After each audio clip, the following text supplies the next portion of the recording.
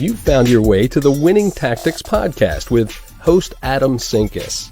Adam discusses winning tactics with small business owners and entrepreneurs, uncovering processes and introducing the tools and solutions for enhancing the bottom line. Thanks again for finding your way to the Winning Tactics podcast, and now your host, Adam Sinkus.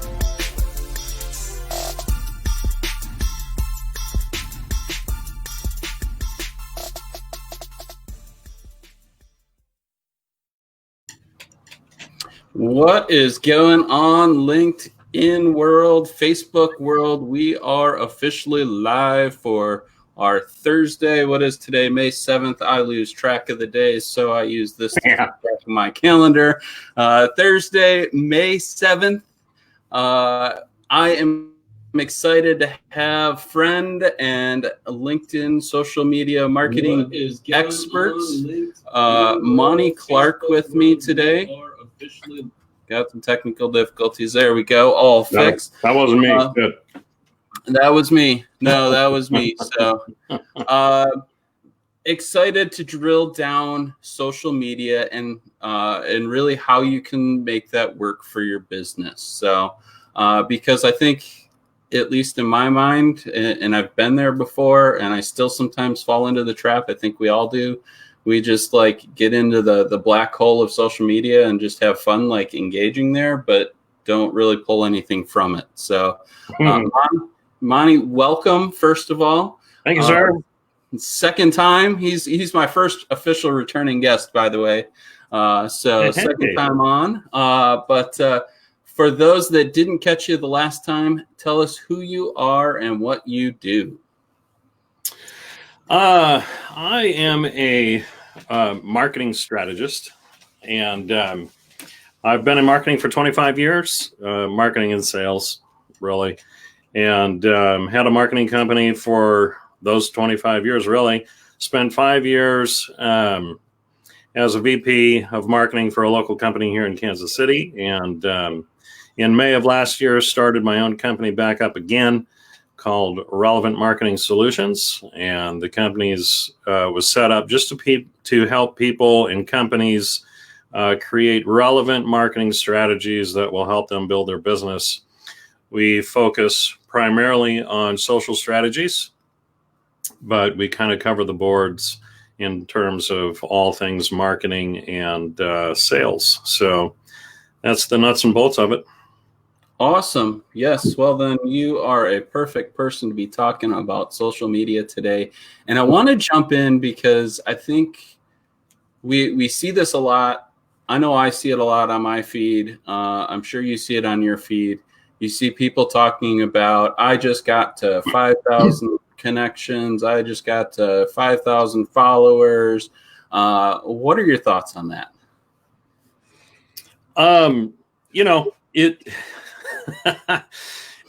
For most people that are doing that, we call that vanity metrics. Okay, so vanity metrics are things that make you feel good but don't really move the market anyway in terms of a real strategy.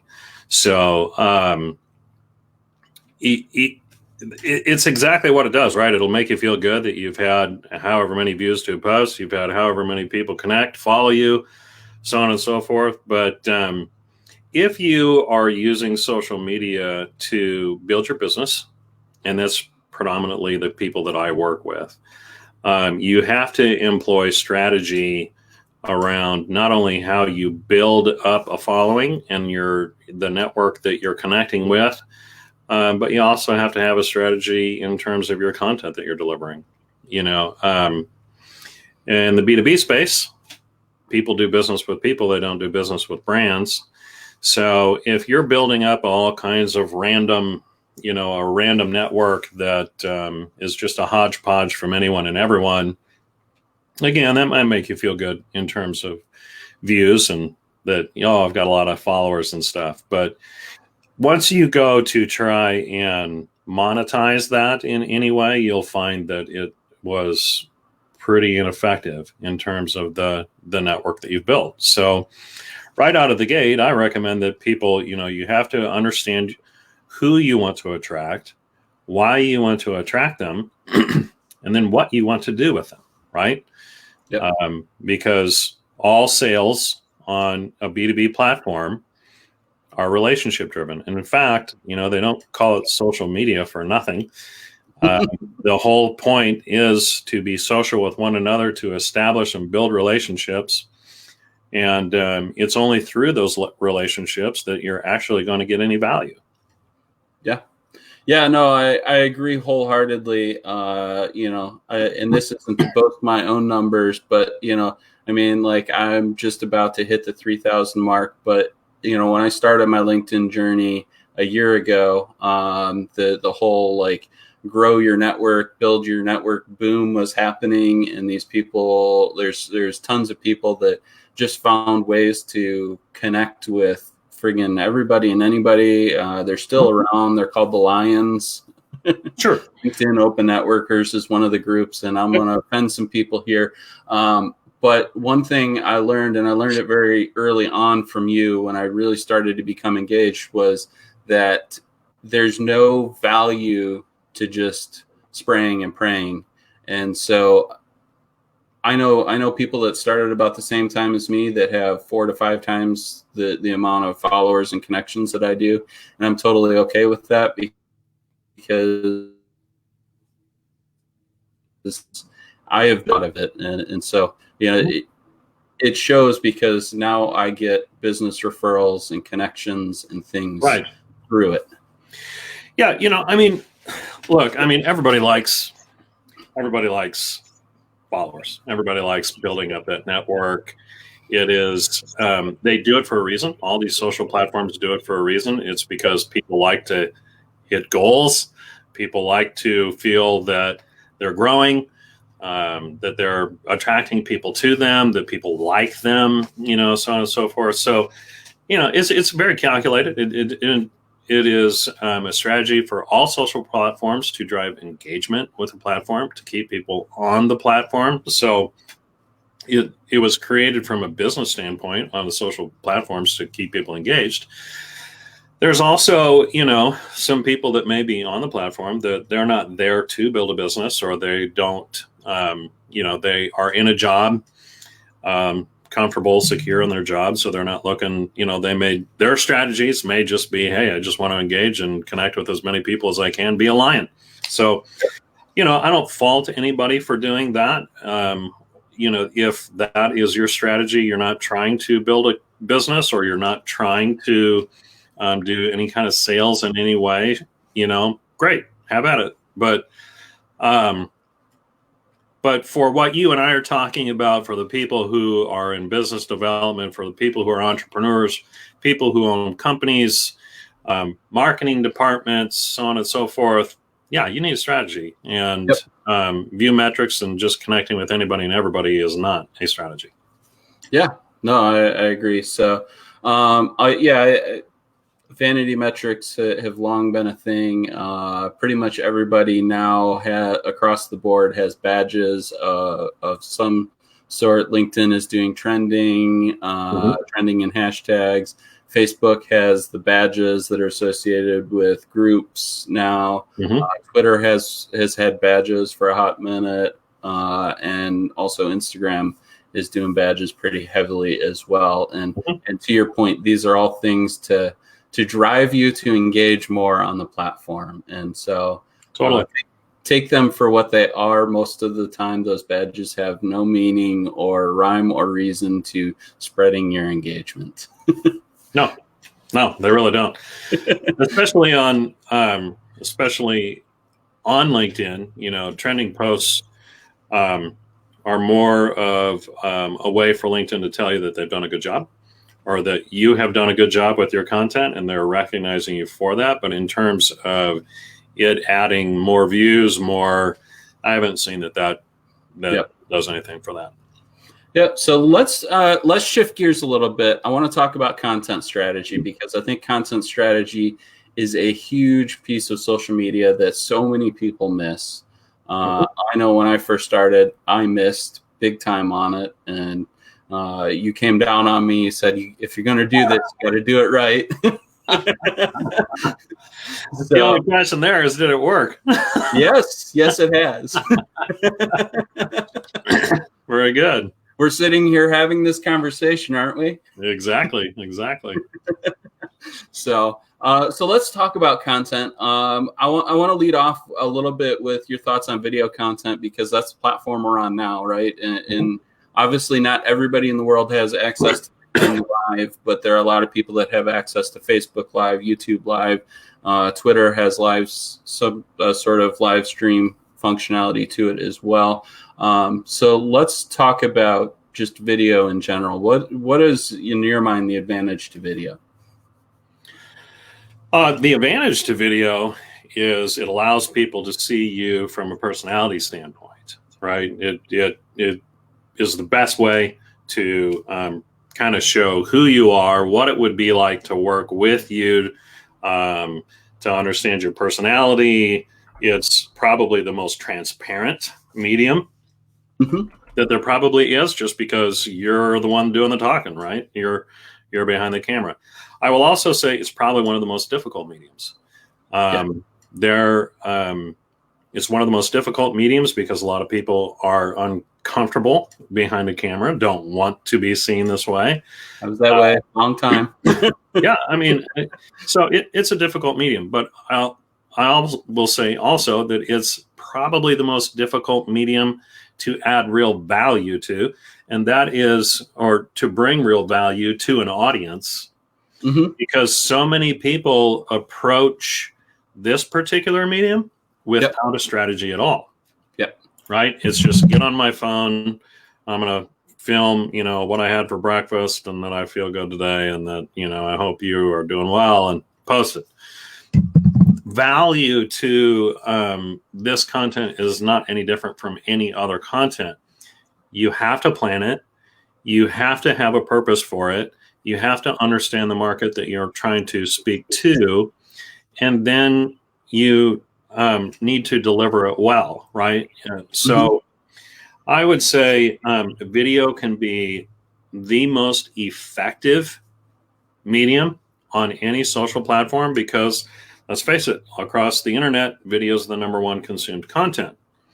But if you're just willy-nilly about it, and if you put no thought towards it and you're throwing stuff out there, I think the biggest key there is value.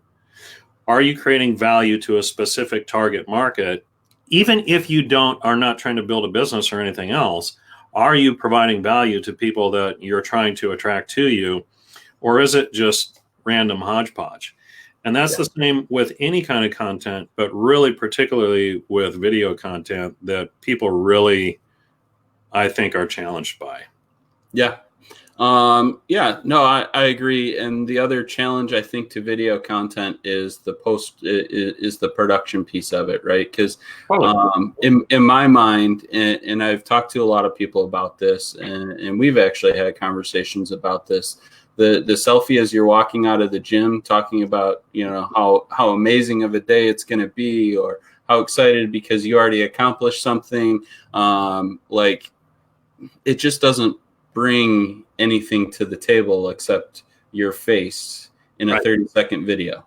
And so I think, when you start getting into formal video like this, and like podcast, doing more of a video podcast style, things like that, there's a production value to it that does take some time to perfect. I'm still relatively new at this, but I've figured out a lot in a very short period of time on what adds value, what people want to see, what makes a better video production. It's the little things like having an intro, having clean video, having a produced look, that all adds value to what you're doing. You don't necessarily need, I hear a lot of people talk about the subtitles. And I have mixed feelings on that because it is good. It's really good because a lot of people listen to video on mute. However, that being said, it's also costs money and takes a lot of time. So it's not a necessary thing. It's a good thing if you can do it. But, that all takes time, effort, energy to get done. And so you always have to think about that. It does. But what I would encourage people, for a long time on every platform, I think that there is that takes video, you have had different people that have developed these video contests. And it's just do a video every day, right? Every day for 30 days, do a video of yourself. The whole theory is by the end of 30 days, you're going to be a whole lot better at it. Yep. That's not the truth. The only thing that happens is at the end of 30 days, you might be more comfortable behind a camera and actually doing it. But the whole process of doing it, it's the same thing as saying, hey, take a hammer, go pound some nails every single day. And by the time you're done at the end of 30 days, you'll be able to build a house. Yep. It's not realistic. Okay. What you need to do with any medium like that you're uncomfortable with is you need to learn the medium. You need to understand the medium. You need to have a strategy for the medium, and then you need to practice the medium. Okay. Exactly. The practice part comes later after you have an understanding of it, after you have a strategy for it. And most people will not do any of that. They'll just jump in the water, and think that, okay, well, everybody will want to see it just because I post it. And it's not the truth. I personally feel like you can actually hurt your brand, your own personal brand that we call, people want to do business with people. It's not any different from walking into a social networking event. You form immediate opinions about people the minute you walk up to them, right? Yep. The minute you you stick your hand out to shake them and greet them, you're immediately forming a first impression. Okay, well, if your first impression of somebody on any of these social platforms is through a really stupid or lousy video that you did, you may have lost your shot. Why do that, right? Yep. When all you have to do is learn the medium, learn a good strategy for it, and then produce it. Even if you aren't producing it slick, like a cool intro and the closed captioning and stuff like that, you can still learn how to deliver a really solid video and do it with just some practice and very minor editing that anybody can do with free tools that are available. Yep. Yeah, so for those of you that don't know, and I'll drop a link in the comments after the show to it, there is a great free editing software called DaVinci Resolve. I would not call it a Premiere, but I would call it a really solid alternative to Adobe Premiere. It does have a little bit of learning curve to it, but once you kind of figure out the nuts and bolts of it, you can do some really killer basic editing in it very quickly. So totally recommend that to people that aren't ready to commit to the Adobe suite of products. Yeah, absolutely. You know what? You know what else is so cool about LinkedIn too? Up at the right-hand corner, up in your navigation menu, there's a work button. You click on that, and now you've got learning. There's a little learning button in there. If you click on that, you can learn almost literally any software. Yeah. And they walk you through step by step, and it's just fantastic. You can learn Adobe Premiere if you want to. You can become an expert at it. So, I mean, there are so many different options, and what you mentioned is a really good one. Yep. So we will also I'll also make sure we get a link to the LinkedIn Learning in the show notes as well for everybody. I want to shift gears. We've talked a little bit about content, video content, because I think that's an important one that we miss on a lot. Let's talk about prospecting and converting off of social media, right? Because at the end of the day, as entrepreneurs and the winning tactics, we're geared towards helping small businesses succeed. And so one of the biggest ways that they can succeed off social media is converting leads from it. So, content obviously is a huge part of that strategy, but what's the other pieces? What makes that happen? How do we convert from just putting out good content? Yeah, so on social media, you do social selling. Social selling is not spam. So what most people are engaged in or that have an experience with is spam. And that is, hi, nice to meet you. Will you buy this? Yeah. Right? Yeah. That doesn't work. If you just treat these social media platforms again like a live social networking event, you'll understand what social selling is. Okay, social selling is you find the person that you feel like you can do business. That's called a lead. Hmm. You start a conversation with that person about themselves, not you. You ask engaging questions. You learn whether or not through those engaging questions, whether or not they would be a warm lead. Mm-hmm. Then that warm lead converts to ultimately, would you be interested in having a call? Would you be interested in getting on a Zoom? Okay. Then it turns into a hot lead where they basically say, I would be interested either now or in the future with your product or service. Okay. Yep. So social selling is a process of developing relationships and funneling that relationship down into a sale. Yes. Okay. It is not taking a list of people or automating a connection process and spamming them an immediate message saying, I can do SEO. Will we offer SEO services for $25 an hour? And, would you be interested? Would you be willing to do this? It isn't that. And Yep. that's absolutely ineffective. That's what you call spray and pray. Yep. And what you call spam. And people block that, and people should block that because nobody wants it. Yep. I've gotten to the point now where I can pretty much, if somebody sends me a connection request, even if it has that personalized message in it, I can pretty much tell you within probably a 3% variance that who I'm going to get an immediate spam message from, who I'm going to get a spam message in about a week from, and who's actually legitimately trying to build a relationship with me. Yeah. And I don't think I'm alone in this. I know you see it, and I talk to a ton of other people, and they all see the same thing too. And so if that is your strategy, small businesses, please stop. For the sanctity of your business, please stop. Well, my industry is particularly guilty of that. Yes, for one. Yes. And so anytime that I connect with somebody, it is right there in my connection message, actually. And I've been fairly successful with it by saying, hey, I think you'd be somebody that'd be fantastic to connect with. Here's why. Right. Mm-hmm. And by the way, I hate spam. So you're not going to get that from me. So let's make sure I don't get it from you either. Right. Which has happened before. It's my favorites are always when somebody connects with me and tries to sell me the same services that I do myself.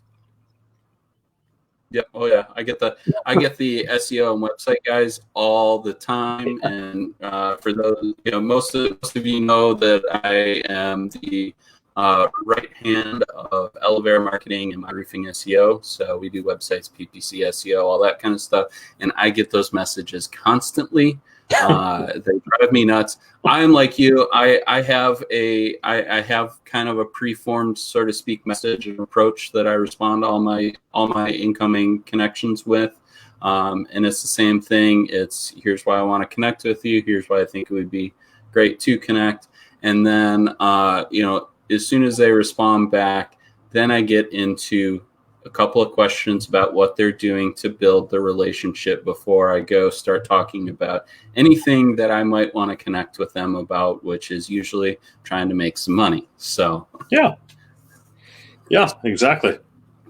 But yeah, so I think that's really important, getting away from that spray and pray technique,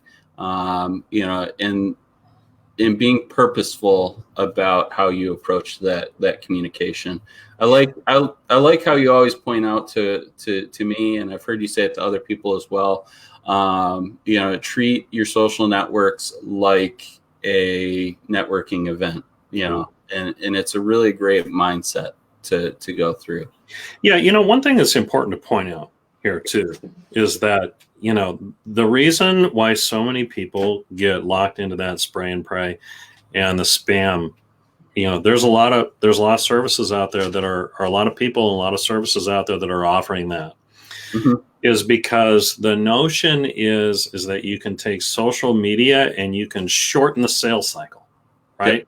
Yep. You shorten your sales cycle to just one message, and now all of a sudden people are buying just by messaging.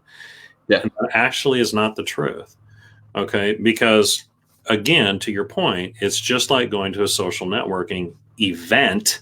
Okay, when you go to an event, if you just walked around and handed out flyers and said, buy this, buy this, buy this, buy this, how many people would be coming up to you and saying, yeah, I'd really like to buy that?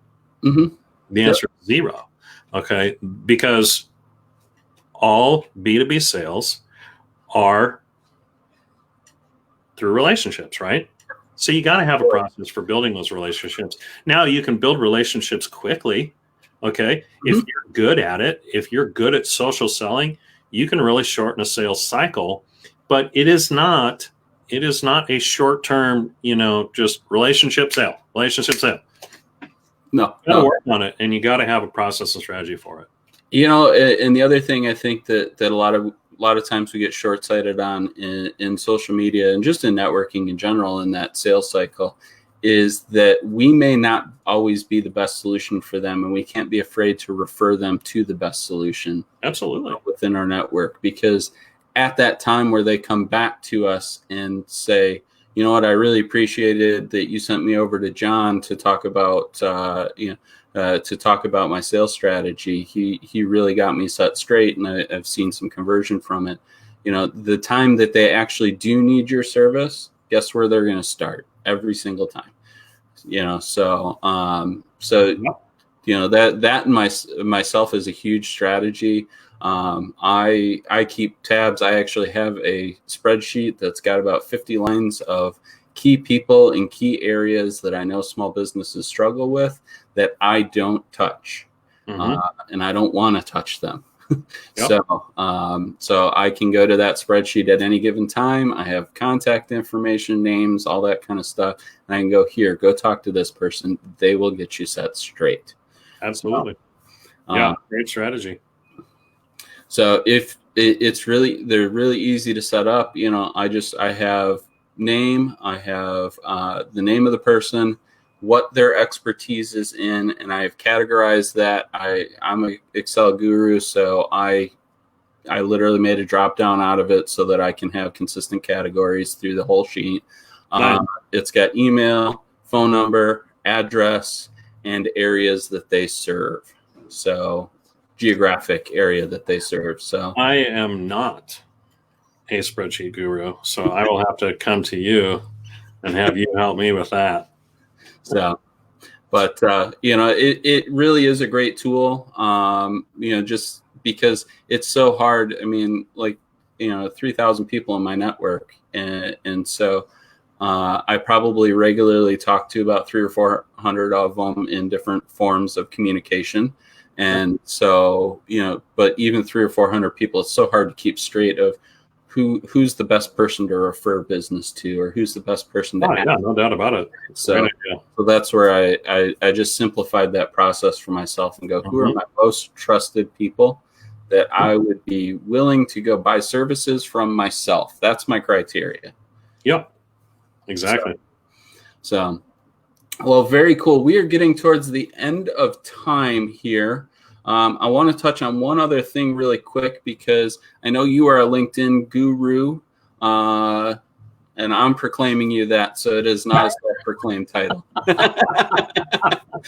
I have strong aversions to that self-proclaimed influencer and guru thing. But I do too. I almost shivered a little bit when you said it. It's true when other people say it about you. Right, yeah. Those titles are earned, not given. That's right. But well, I appreciate you calling me that. Hopefully I can live up to it here. But the one thing I want to point out, and I'd love to hear your thoughts on it, I know you're more on the LinkedIn side than the other social platforms, is content strategy based on the different platforms. Do you change it? Do you keep it the same? What's your thoughts on that? Content strategy is entirely driven by target market. So the target, your market on each of those platforms are different. The demographics are different. Yep. They each touch on a different demographic. So, you're going to have, obviously, everybody knows LinkedIn is your workers, the people who, white collar people mostly, 75,000 and up is kind of the general income level and stuff. So you're talking to mostly an educated, more sophisticated audience. So the content needs to, correspond to that. Facebook, you're talking about more, there are a lot more women on Facebook, and you're still at your middle age and up type audience on Facebook, and it is obviously from the content that's being posted on there, it's more of a personalized content more than it is, informational and business type. Excuse me. Then you have Twitter, which is obviously small content, but in that, you can target because of the hashtag strategies that you can employ there. So you can reach a broad, audience because of the hashtags there.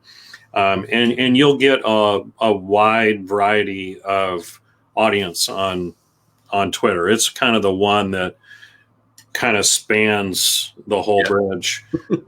But I still don't think, a lot of the youth are using Twitter much. Most of the youth, if you're going for a youth market, is going to be Instagram and now TikTok. So, you got to have different strategies to employ on Instagram and TikTok. Those platforms, you cannot search markets. It's entirely organic, if you would, in terms of the market that or the following that you're going to build. So based on your content, who you're trying to build, you got to approach that appropriately, right? So depending on what you sell, if you have a product, you can decide which platform is going to work best for you. If you are selling a service and it's through a B2B, I don't know that there's any better place than LinkedIn. Yeah, no, I would agree that I think LinkedIn for B2B is probably the strongest platform, with the exception of there's a couple industries that I think do a little bit better on Facebook. Your trades and construction industries tend to be a little more forward on Facebook. The tactile industries, so trades, I see tons of mechanics on there. But the variance there is they're direct to consumer. They're still even though it's still, that's almost still more productized in my opinion, because you're still going business to consumer.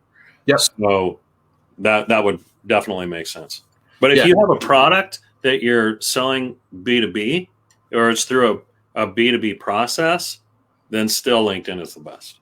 No, I agree with that. Just if you're trying to make connections in some of those industries that are more B2C, using Facebook and Twitter is a lot of times a really good way to reach that audience. One of the strategies I employ on my social media is that I'm always focused on driving my audience to my desired location, right? So I do my business communication primarily from LinkedIn. So everything that I do, I want it in some way, shape, or form to point people back to come find me on LinkedIn. So that if I open up a personal communication with them on another platform, hey, can we connect on LinkedIn? It's where I primarily communicate. That's absolutely what you should be doing. I do that with websites too. You can produce a blog post on a website, but there's no relationship value there, right? So I'm looking to develop relationships, and if I am doing that, I want to take you to where not only am I delivering value content-wise to you on a daily basis, which is one way to help establish and develop that relationship, but you and I can communicate on that platform as well, which is why it's a social platform. So that's spot on. You definitely do need to direct people to where you are going to be able to do that the best. So let's wrap this up. So social media 101, what is for somebody that is really just starting to build their strategy for their business, for their small business, to get out on social and start leveraging the platform to convert sales? What's that one piece of advice that you would give them to really get them going at the start? Treat it like a live social networking event and engage. If you go to a live networking event and you sit in the corner and just watch people, that's exactly what you're going to get. Nothing. Okay. If you go to the live networking event and you get out and you engage people and you go shake hands and you get yourself into conversations and you start asking people questions, opportunity will open. So how long that takes is how good you are at it, is based on how good you are at it. But the more you engage, even if you're not posting content, I do have clients that I instruct to spend a month to 2 months doing nothing but engaging. Mm-hmm. The other thing is, don't recreate the wheel. Okay. Don't go try and figure out some new strategies, some new ways of doing things. Go look at what your competitors are doing. If your competitors aren't doing anything, find somebody in like industries that are doing things well. Watch what they're doing, emulate it, don't copy it. And, but you're going to learn so much through just engaging people, and you're going to understand those platforms so much better just by having conversations. First place you start is engaging, and treat it like a live networking event. I love it. Absolutely love it. I spend probably more time commenting than I do actually putting out my own content every week. Sometimes it is a huge black hole because I get sucked in and totally engaged. And 2 hours later, I'm like, crap, I was supposed to get some stuff done today. Yeah, you do got a plan, that's for sure. So plan your time on it. Schedule time in your calendar. That is what I have found works most effectively for me. I schedule about the first 20 to 30 minutes of my day strictly around commenting on people's content. So it seems to be a really, really good tactic for my time management. I know I learned that from somebody else as well. So, and I've heard you talk about it as well. So, Sure. It's the simplest way of it. Do what works for you to manage your time with it, because it is a black hole. You can get stuck there and then lose out on productive time where you could actually be making money, not just building relationships that you're hoping to make into money. So Exactly. That's to be true. Yep. So where can people find the infamous Monte Clark? You guessed correctly. The best place is on LinkedIn. You can find me on my website as well, Monte, MONTE, Clark.com. And my business website is relevantmarketing.solutions. All right. Fantastic. Well, as always, I appreciate you for coming on and giving us all these wonderful nuggets of information that are going to help our small business owners be really much more effective on social media. Monty's got all kinds of cool projects going on as well. So definitely stop by his profile, see what he's got going on. He does have some other things that may help you out as well. So likewise, if you like what you saw here today, I'm getting better at this. Under Monty is my Patreon link. Please support me. It does take time, effort, energy. Yep, there we go. It's not as easy as it looks. But please come support me, help me out. It does take time, effort, energy, and some money to make this all happen for you, so I can continue to drive this value for you. Also, if there is something you would like to see on the show, or you think you would be a great guest for the show, please reach out to me. LinkedIn, Facebook, either way, send me a message. Let's chat about it and see how we can help each other out. I appreciate everybody. I appreciate you, Monte Clark. Have a wonderful week. We will see you back next Tuesday at 1:00. And I am drawing a blank on who my guest is there. I don't have my calendar up right now. I'm going through compartment syndrome today. So, but Tuesday, 1:00 next week, we will be back on. I'm looking forward to seeing all of you next week. Have a wonderful weekend, and we will see you later. Thanks, Adam.